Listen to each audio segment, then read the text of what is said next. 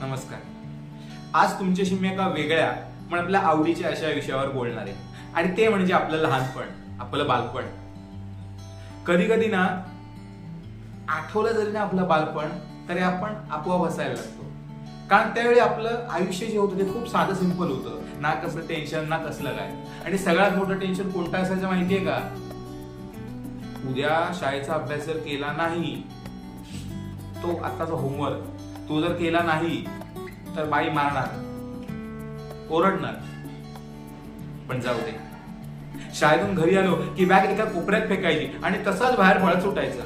मग आई मागून ओरडायची, अरे कपडे तरी बदल, अरे हातपाय तरी धुवून घे. पण तेव्हा कोण ऐकत होतं? मैदानात मित्र वाट बघत बसलेले असायचे ना.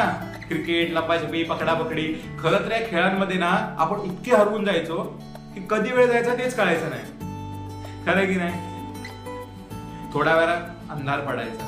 अंधार पडायला लागला की दुरून आईचा आवाज यायचा, ओ सचिन तेंडुलकर घरी या.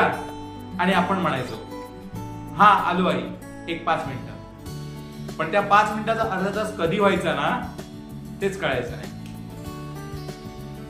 आणि हो, लहानपणीचे मित्र ना वेगळेच असायचे. ना इगो ना कॉम्पिटिशन. आमची भांडणं व्हायची नाही असं नाही, परंतु आम्ही फक्त 2 मिनिटं रुसायचो आणि मग परत खेळायला जायचो. आमच्या मित्रांना आम्ही कधीच त्यांच्या सरळ नावाने हाक मारलेली मला आठवतच नाहीये. हो, कारण प्रत्येक वेळी आम्ही त्याला त्यांच्या बापाच्या नावाने हाक मारायचो. खरं सांगायचं झालं तर हे इतकं सिंपल होतं सगळं. पण त्या उलट आज बघा ना, आपण इतके मोठे झालोत, मॅच्युअर झालोय. आपल्या हातात मोबाईल आहे, त्यात 5G इंटरनेट आहे, सगळ्या सुखसोयी आहेत. पण तरीही काहीतरी मिसिंग वाटतं. कारण त्यावेळी आपल्याकडे काहीच नव्हतं, पण आनंद खूप होता, हे मात्र नक्की. कधी कधी वाटतं एक दिवस पुन्हा तसं लहान व्हावं.